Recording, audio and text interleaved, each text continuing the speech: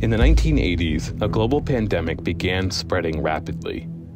The Sisters of Providence, a Catholic order of women religious, hadn't necessarily sought to provide housing for people with HIV and AIDS in those early days of the crisis.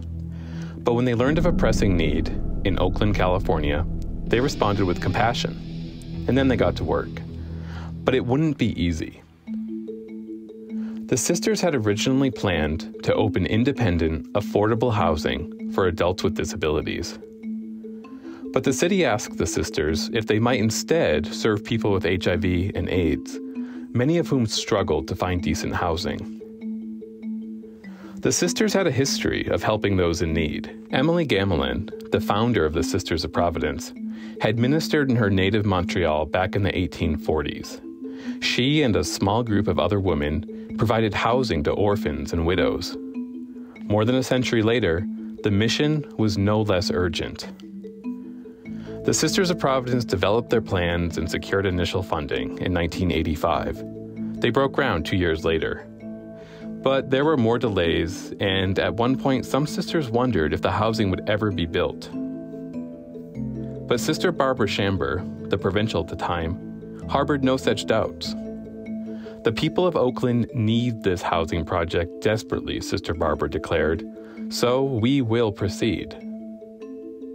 Finally, 6 years after the initial idea was first discussed, Providence House, Oakland was officially opened on August 1st, 1991. Two Sisters of Providence, Sister Mary Grandin and Sister Pat Hauser, welcomed 40 new residents. Over time, others, such as Tim Zarichny, joined the staff at Providence House. They sought to create a community that fully welcomed all the residents. Tim worked with Sister Casey Young, a Dominican sister of Sinsinawa, who had deep ties to the Sisters of Providence. Together, Tim and Sister Casey helped keep Providence House a home. Sister Casey had trained to be a hospital chaplain, but nothing had prepared her for the intensity of working at Providence House. More than 10 residents died each year in the early days. One young man who normally flowed with effervescent energy looked so down one day. He told Sister Casey, "I just buried my 24th friend." He burst into tears. Sister Casey held him. Together, they wept for all that loss.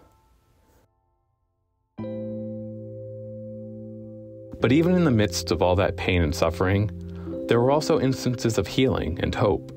John Nielsen was among that first group of residents to make Providence House their home. John was only in his early 30s, but he had already endured a lifetime of challenges, including addiction to drugs and a diagnosis of HIV. John hoped for a clean apartment and a bed to sleep in, but he found much more, including a small community dedicated to helping him overcome his addiction. John credits the community at Providence House for helping him find a path toward recovery. John said, "It's been quite an incredible journey. I don't think I would have gotten clean quite the same way and started going to meetings if I hadn't been living at Providence House." John has been drug-free for more than a decade, and today he works to help others battle addiction. He still lives at Providence House. He said Providence House has saved many lives, and he added, "It's given a lot of people hope." Providence House still operates today, sponsored by Providence Ministries, one of 17 affordable housing facilities affiliated with Providence St. Joseph Health, serving more than 800 vulnerable people with dignity and respect.